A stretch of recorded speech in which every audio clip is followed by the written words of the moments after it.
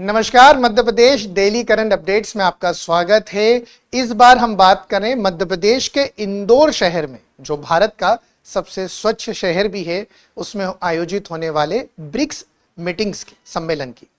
अब BRICS meeting को हम दो भागों में बांटेंगे। एक जो मई के महीने में हुई, जहां युवाओं को उद्यमिता से जुड़ने के लिए नए नए आइडियाज पे मीटिंग रखी गई, और दूसरी मीटिंग जून में आयोजित होगी, जो कृषि को मुख्य रूप से आधार बनाकर की जाएगी।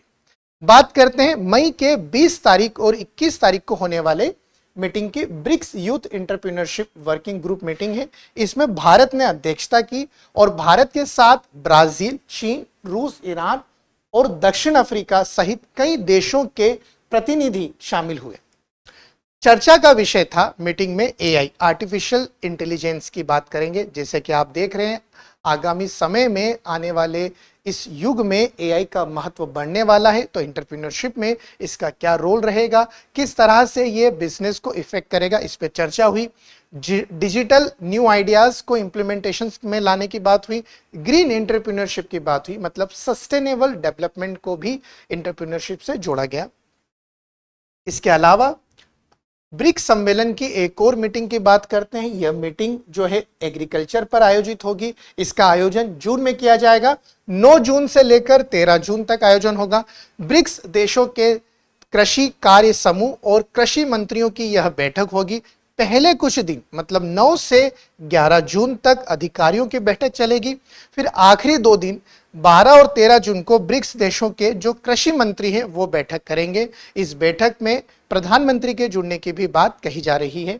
इसका आयोजन इंदौर के ही कन्वेंशन सेंटर पे होगा। इसमें शामिल कितने देश होंगे? देखिए, टोटल 21 देश इसमें शामिल होंगे, जिसमें 11 तो ब्रिक्स के जो समूह के ग्रुप के देश हैं वही रहेंगे।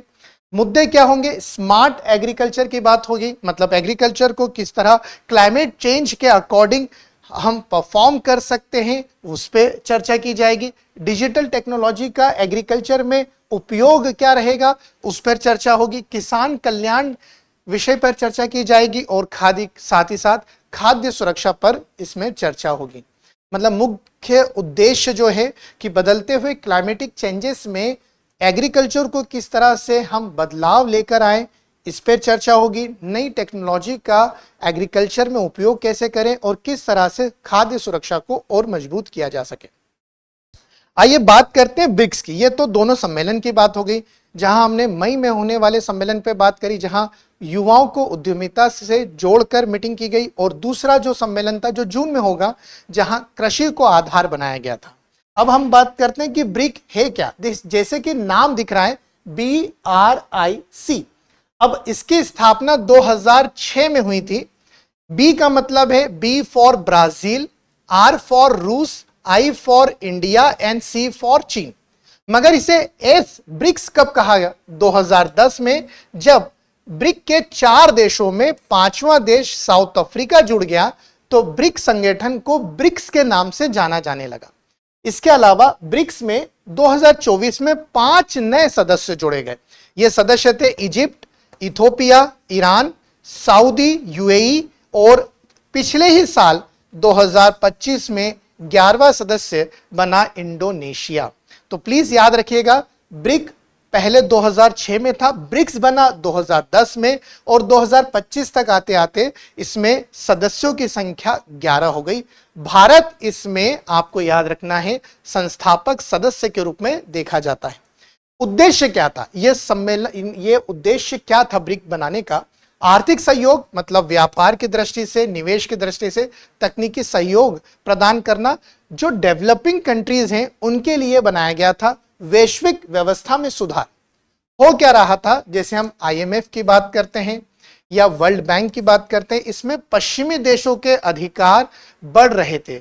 अब ऐसा कोई संगठन चाहिए था जो डेवलपिंग कंट्रीज के ऊपर भी जो है उतना ही पोटेंशियल रखे या उतना ही ज्यादा ध्यान दे।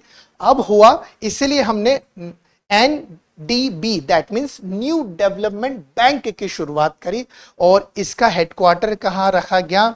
शंघाई, चीन में। आप कमेंट करके मुझे बताइए कि न्यू डेवलपमेंट बैंक की स्थापना ब्रिक्स संगठन ने कब की थी। ये थी हमारी इंदौर में होने वाले ब्रिक्स सम्मेलन पे एक संपूर्ण जानकारी। जय हिंद, जय भारत। अब एग्जाम की तैयारी को और बेहतर करने के लिए हमारे चैनल को लाइक, शेयर और सब्सक्राइब करना ना भूलें।